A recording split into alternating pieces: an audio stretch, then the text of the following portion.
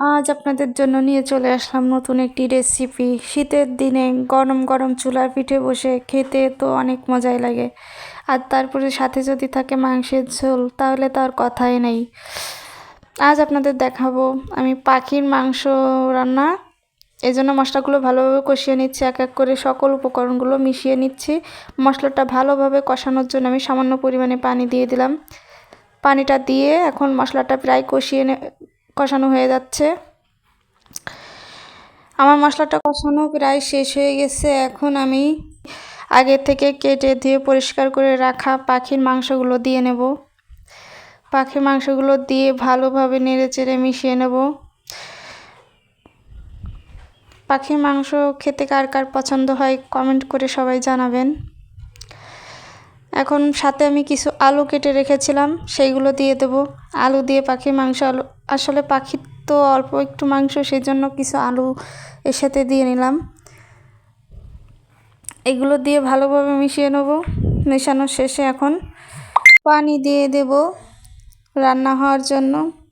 পানি দিয়ে এই পর্যায়ে আমি ঢাকনাটা দিয়ে ঢেকে দেব। দেখুন বলক এসে গেছে। রান্নাটা কমপ্লিট হয়ে গেল। এখন আমি আপনাদেরকে দেখাবো চিতই পিঠার তৈরি। এর জন্য আমি কিছু চালের গুঁড়া, আতপ চালের গুঁড়া অবশ্যই নিতে হবে।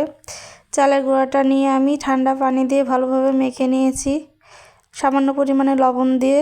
এখন হালকা গরম পানি করব, পানিটা করে এর মধ্যে মিশাবো। আস্তে আস্তে অল্প অল্প পানি দিয়ে মিশাতে হবে অবশ্যই, একবারে মেশানো যাবে না।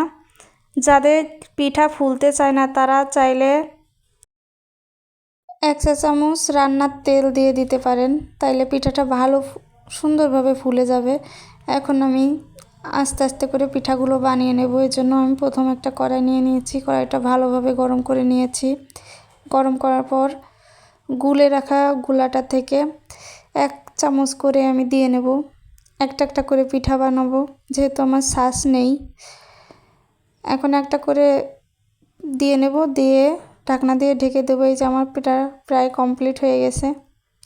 এভাবে আমি সবগুলো পিঠা এক এক করে তৈরি করে নেব।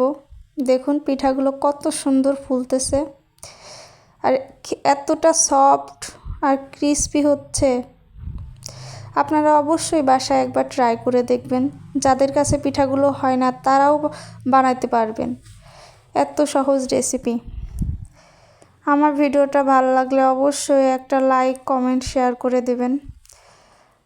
নতুন ভিডিও আসা পর্যন্ত সবাই অপেক্ষা করবেন। সে পর্যন্ত সবাই সুস্থ থাকবেন, ভালো থাকবেন। আল্লাহ হাফেজ।